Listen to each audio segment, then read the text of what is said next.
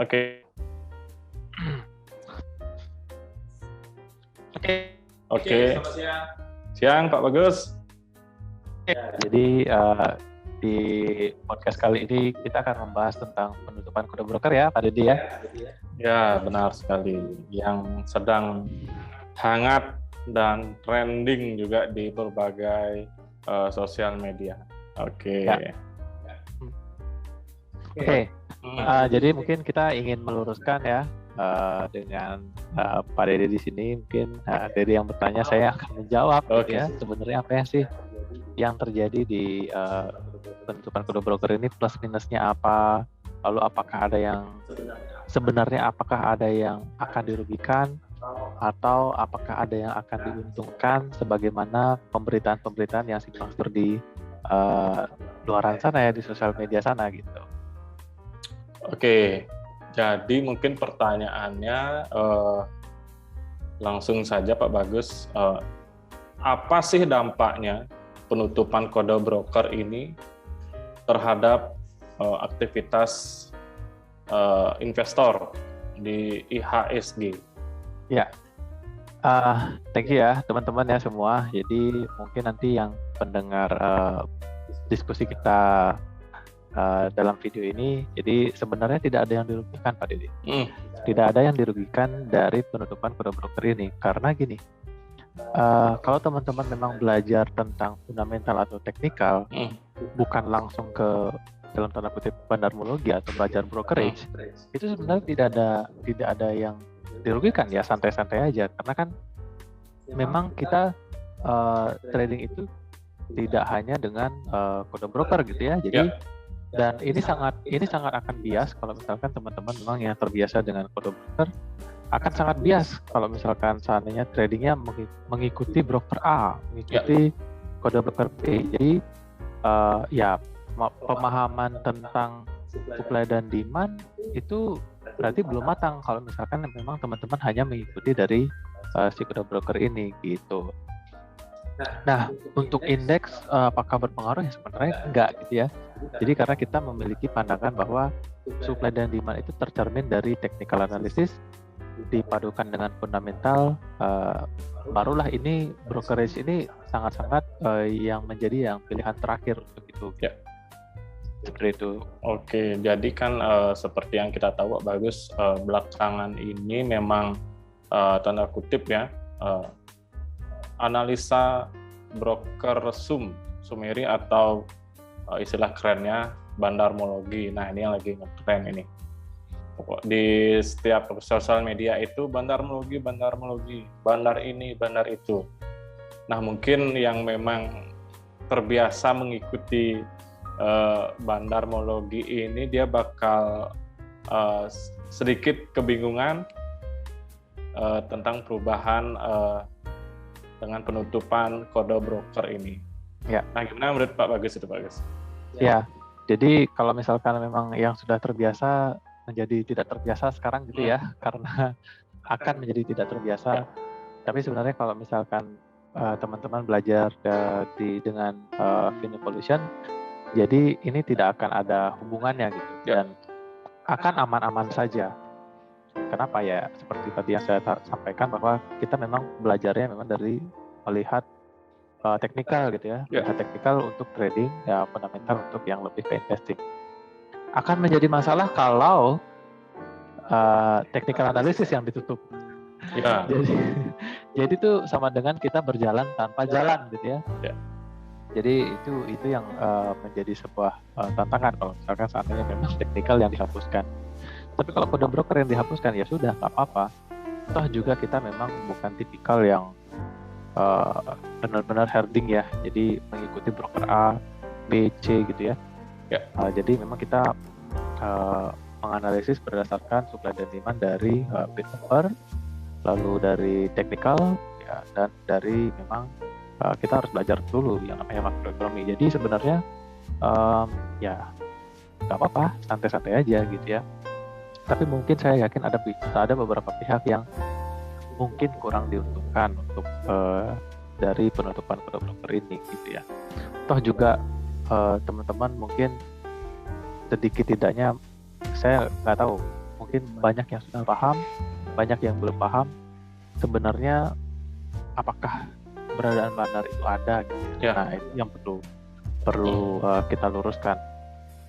Jadi ya nantilah kita lebih lanjut tentang informasi ini, karena memang sifatnya ini adalah informasi yang menurut pandangan kami itu A, menurut pandangan sebagian orang itu pasti ada yang menurut pandangan lain. Oke, nah detailnya penutupan kode broker ini kan cuma sebatas di running trade ya Pak Bagus ya? Ya. Running trade harian, dan pada akhir perdagangan juga bakal tetap atau masih ada. Ya. Jadi nggak istilahnya itu nggak full lah ditutup, dan kalau memang masih menyukai cara menganalisa kode broker ini, akhir penutupan juga masih bisa. Ya. Oke. Ya. Jadi sebenarnya yang ditutup pada saat market berjalan, jadi running trade tidak akan ada lagi di mana broker A yang membeli broker B atau broker B yang menjual ke broker A gitu ya. Jadi itu sudah akan ditutup pada tanggal 6 Desember nanti, dan kita tidak bisa melihat yang namanya broker summary gitu ya. Broker summary, siapa sih jumlah lot penjual lot yang terbanyak dari sekuritas mana, pembelinya dari sekuritas mana yang terbanyak gitu ya. Kita akan bisa melihat itu pada saat di akhir sesi perdagangan. Ya. Kita akan bisa melihat siapa yang membeli dan menjual itu pada saat di penutupan gitu ya. Jadi sebenarnya tidak ada masalah. Ya itu cukup fair gitu ya, cukup fair. Siapa yang membeli kita hanya bisa lihat pada saat perdagangan, pada saat akhir sesi perdagangan gitu ya. Dan ya mungkin ini saya bisa bilang kurang menguntungkan bagi yang scalping ya. Yang scalping dengan tipikal melihat kode broker. Tapi kalau misalkan teman-teman scalping melihat rataan bid offer dan melihat behavior dari power buying atau power selling, sebenarnya tidak ada masalah. Ya, benar-benar. Itu. Jadi mungkin yang terdampak ini yang memang trading cepat. Ya. Harian ya, yang lumayan terdampak, yang memang teknik analisanya membaca running trade. Ya, jadi memang kalau misalkan membaca running trade itu satu hal yang cukup melelahkan sebenarnya gitu ya. Jadi karena running trade itu kan ya sekali lagi itu memang kita pasti melihat behavior dari satu ya pembeli atau penjual. Kita ikuti, kita ingin beli atau jual gitu ya. Nah, kalau misalkan ya itu dihilangkan, ya memang teman-teman harus yang memang terbiasa melakukan itu, memang harus melatih kemampuan lain dalam hal trading. Ya mungkin kalau misalkan ngelihat chart juga pada saat one day trade mungkin agak sedikit bias karena sifatnya late ya. Kalau untuk chart terserah itu 1 menit, 5 menit, 1 jam, 30 menit. Itu biasanya sifatnya late karena harga itu bergerak dulu, transaksi itu terjadi dulu, baru chart itu terbentuk. Nah, artinya teman-teman itu memang diwajibkan untuk belajar yang namanya analisis bid offer dan sekaligus technical. Oke. Dan juga tujuan dari penutupan kode broker ini sebenarnya apa sih Pak Bagus? Kenapa nggak ya udah biarin aja, malah kayak repot gitu loh. Gimana menurut Pak Bagus? Ya jadi mungkin kita melihat dari secara general penutupan dari kode broker ini adalah untuk supaya tidak terlalu banyak memakan bandwidth gitu ya. Oh iya. Ya, jadi begitu sih katanya bursa ya. Jadi tujuannya adalah untuk supaya bandwidth yang digunakan tidak terlalu besar karena jumlah investor kita kan juga bertumbuh gitu ya. Yeah.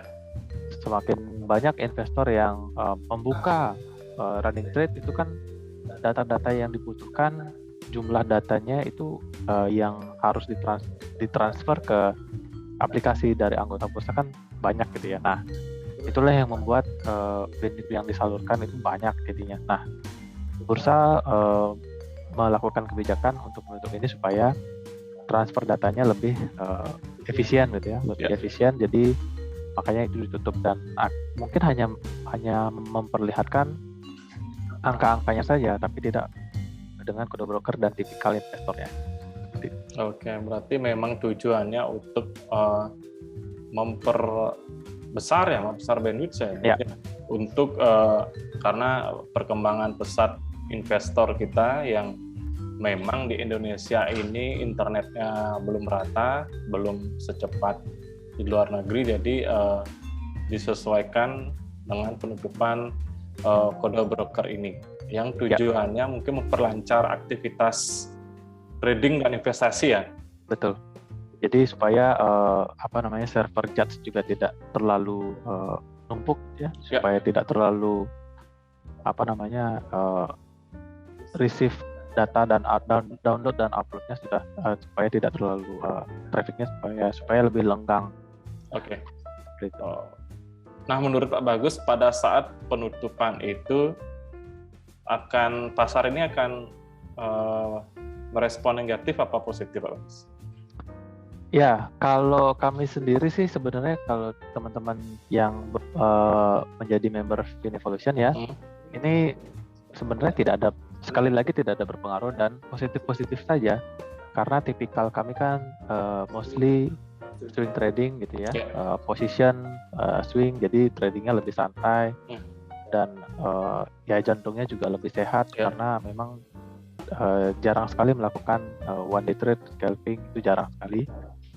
Jadi kalau kami sih merespon positif ya, siapa tahu pada saat jam 10 waktu Indonesia Barat atau jam 9 waktu Indonesia Tengah atau jam 9 waktu Indonesia Barat itu datanya masuk itu lebih real time dan tidak delay, karena mostly kejadian beberapa waktu terakhir juga sempat tahun lalu juga sangat-sangat delay gitu ya, pada saat Antam sangat-sangat ramai, bid overnya sampai menyentuh 1 jutaan pada saat itu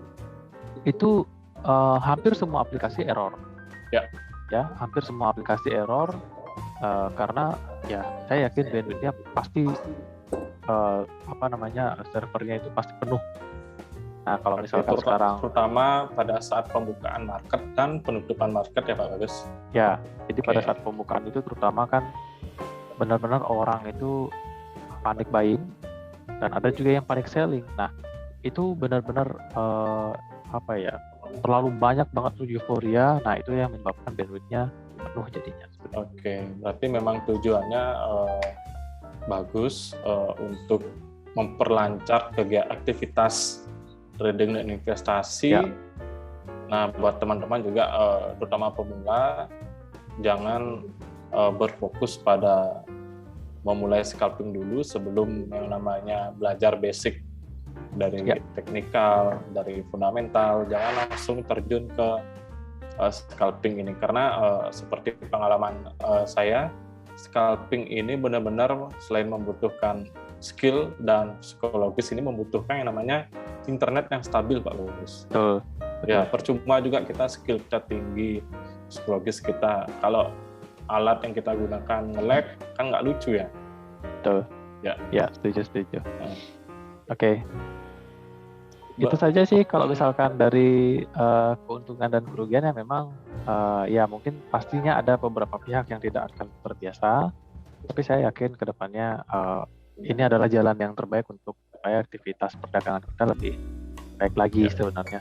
Ya, terutama perkembangan investor yang semakin banyak, mungkin kita perlu perbaikan dari segi penutupan broker ini.